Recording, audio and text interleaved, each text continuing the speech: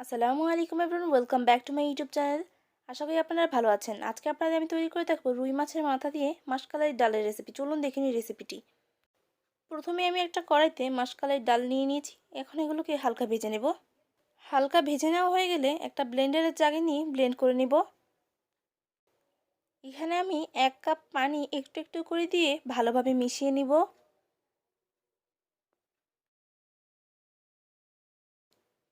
আমার ভালোভাবে মিশিয়ে নেওয়া হয়ে গেছে।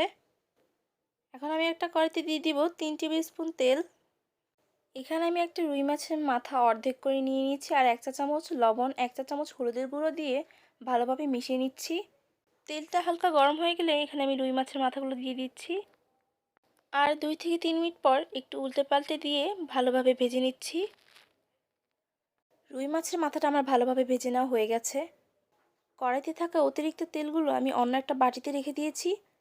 মাসকালাই ডালের ব্যাটারটা দিয়ে দিচ্ছি আর দিয়ে দিচ্ছি 4 কাপ পানি।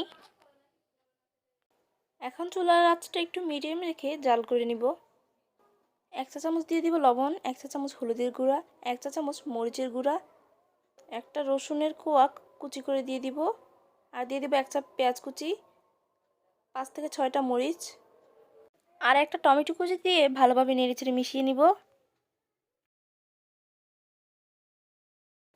এখন দিব 1 চা চামচ ধনিয়ার গুঁড়া, 1 চা চামচ জিরার গুঁড়া দিয়ে ভালোভাবে মিশিয়ে নিব। এখন আমি চুলার আঁচটা বাড়িয়ে জাল করে নিব। কিছুক্ষণ জাল করে নেওয়ার পর চুলার আঁচটা কমিয়ে দিব আর এভাবেই জাল করে নিব। এখন আমি মাসকালাই ডালটা এক সাইডে রেখে দিব আর একটা প্যানে দিয়ে দিব 3 টেবিল স্পুন তেল, একটা মিডিয়াম সাইজের রসুন কুচি আর একটা পেঁয়াজ কুচি দিয়ে হালকা ভেজে নিব।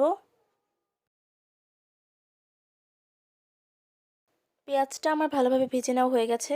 এখন আমি মাসকালাই ডালে ভেজে রাখা পেঁয়াজগুলো দিয়ে দিব তেল সহ, তারপর একটু নেড়েচেড়ে ভালোভাবে মিশিয়ে নিব। এখন আমি চুলার আঁচটা মিডিয়ামে রেখেছি আর উপর দিয়ে দিয়ে দিব ধনেপাতা কুচি আর নেড়েচেড়ে ভালোভাবে মিশিয়ে নিব। আর এত সহজেই তৈরি হয়ে গেল মজার মাসকালাই ডালের রেসিপি। যদি আমার ভিডিওটি ভালো লেগে থাকে অবশ্যই লাইক, কমেন্ট, শেয়ার আর subscribe to my YouTube channel.